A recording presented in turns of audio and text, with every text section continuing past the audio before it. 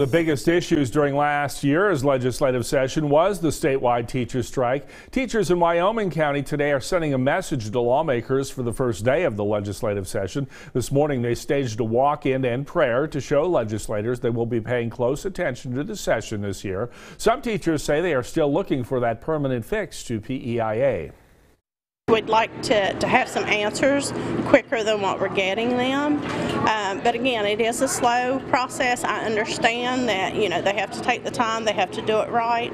But again, we're looking for the PEIA solution.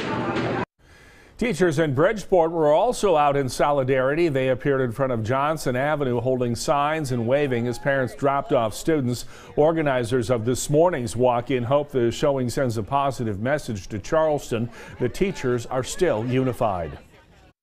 We're paying attention, we're watching what they're doing, we're cautiously optimistic. Governor has signaled that maybe there's going to be some positive things for education. We just want to let them know that we're not sleeping, we're still watching, and we also kind of wanted to thank the public for being in support of us last year.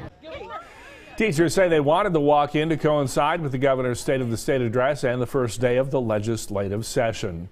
Well, as West Virginia lawmakers are back in Charleston for the 2019 session, teachers across the state, as we've seen, just wanted to make sure their voices were being heard with these walk-ins. They say there are still a number of issues that need to be addressed within West Virginia schools.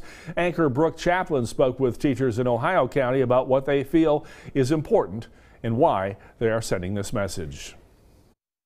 We are here to remind our state that our students matter. It's been nearly a year since West Virginia teachers first rallied at the Capitol in Charleston and across the state, sending a message that their paychecks weren't matching the work they did. And while they achieved what they were fighting for then, teachers are still fighting to fix issues in West Virginia classrooms. We need the resources to help our students.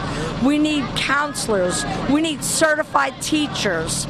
We need school psychologists. And we are lacking all these resources for our students to gain a good education.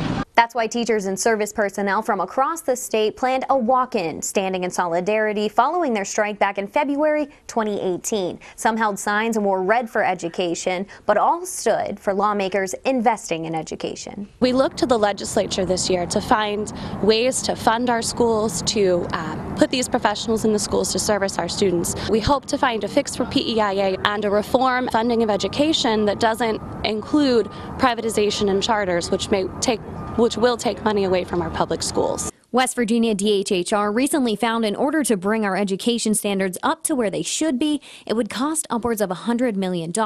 Teacher pay raises were a great start, but there's still around 700 teacher vacancies across the state, problems that both need funding. The governor has said for about the last 6 months that the state is doing really well financially. There's money out there, and we're hoping that government does, what they said they were going to do last year, and they hold true to their promises. Reporting in Ohio County for West Virginia Tonight, I'm Brooke Chaplin.